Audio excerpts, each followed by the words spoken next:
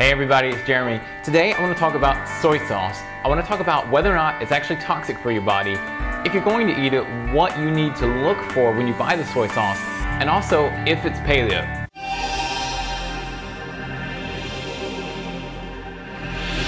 Alright, so soy sauce. I used to love soy sauce. In fact, I still do. I love Asian cuisine, Chinese, Japanese, Korean, any type of Asian cuisine. And soy sauce is ubiquitous. That is, it's everywhere in Asian cuisine, particularly if you go out to eat sushi. You're going to see 100 little bottles of soy sauce all around the sushi place. And it's because it's delicious. It makes pretty much anything delicious, not just sushi. If you stir fry vegetables, it makes them really delicious. But we're not just interested in how delicious it can make things, we're actually interested in whether or not it's toxic. So I want to tell you just a tiny bit about the history of soy sauce. Soy sauce actually originated in China, so far as we know, and it was made, a couple thousand years ago, so it's been around quite a while. Traditionally, soy sauce is made just from soybeans and just by fermenting soybeans, kind of like natto, which is fermented soybeans. And that's how it used to take months to do it. You would throw all the soybeans into a vat or into a pot or into a bottle or whatever, and you would ferment them for months. And it would take a long time, but you'd get some delicious liquid out of it. Today, soy sauce is not made quite the same way, and here's why that might be bad. Soy sauce is probably more toxic if you're buying it from your supermarket today. There are a variety of reasons. First of all, soybeans are GMO. Now, I'm not terribly worried about GMO stuff. It's not the highest on the list, but it's a problem, and I know a lot of you are worried about GMO foods. Well, soy is one of the highest ones. Secondly, soy sauce almost always has wheat. In fact, a lot of times it's made from half soybeans and half wheat. So you're literally eating half wheat if you're eating soy sauce. It's fermented, but it's still a problem because it's still got things like gluten and other prolamines in it. So that's the second reason it's usually toxic. The third reason, a lot of soy sauce isn't even fermented anymore. It's created by doing what's called acid hydrolysis, which literally takes acid like a hydrochloric acid and removes the protein from soybeans, doesn't ferment them. They just add a bunch of artificial colors, a bunch of artificial flavors, a bunch of other things that are toxic into your soy sauce. So that's 3 reasons that your soy sauce might actually be toxic for you.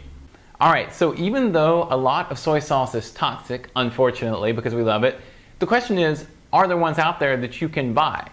And fortunately, yes, there are some.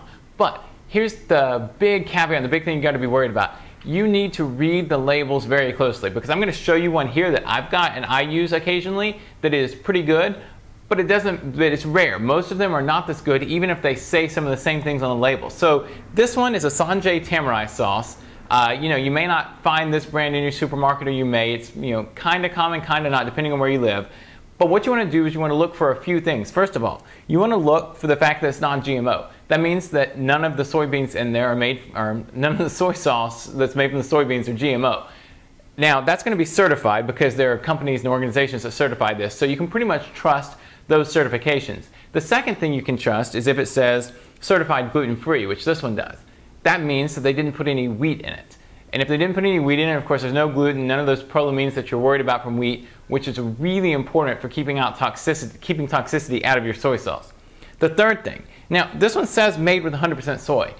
That doesn't always mean that it's actually 100% soy. In fact, this one's not.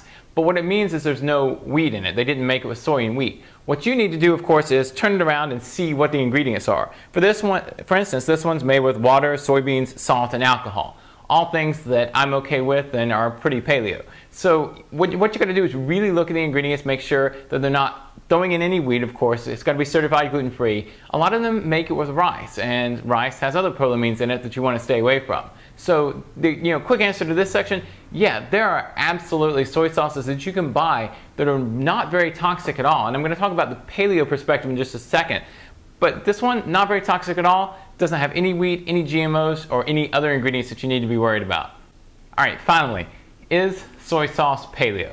And this is a slightly separate question just because normally we don't think of legumes, and particularly soy, as paleo. Now, why is that? Well, legumes have a lot of lectins, a lot of phytates. They're not that nutrient dense, although they're more nutrient dense than grains. But particularly with soy, most people are worried about isoflavones, which are a type of phytoestrogen, which can sometimes disrupt your hormonal balance. Now, here's why I'm not particularly worried about that when it comes to soy sauce. soy sauce has almost no isoflavins. The way that it's fermented, the way that the soybeans are soaked, especially when it's actually fermented soy sauce, most of those isoflavins and phytoestrogens are actually removed from the soy and taken out when you take out the solids that are left over when you ferment the soy sauce. So I'm not particularly worried about phytoestrogens. Also not particularly worried about lectins because the soybeans are soaked and fermented. And that breaks down the lectins in almost any legume. So lectins, again, not something I'm particularly worried about.